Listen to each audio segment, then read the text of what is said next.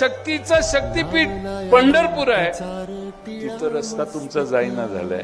महाशक्तीपीठ आहे का शेतकऱ्यांचा शक्ती काढून घेण्याचा शक्तीहीन मार्ग आहे. देवेंद्र फडणवीस हा तुमचा जरी ड्रीम प्रोजेक्ट असला तर तो गुंडाळून ठेवा. शेती आहे म्हणून आज ताटमानेने या ठिकाणी उभे आहोत.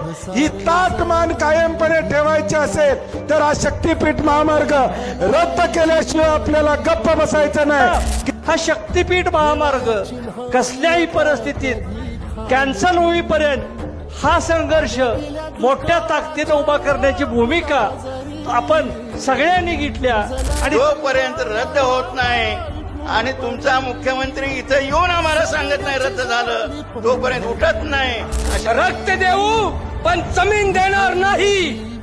तुम्ही सीमेवरचे जमावन जरी आणले तर आज शक्तीपीठ आम्ही होऊन देणार नाही. आम्ही एकच पर्याय दिलेला आहे, तो म्हणजे शक्तीपीठ महामार्ग रद्द म्हणजे रद्द.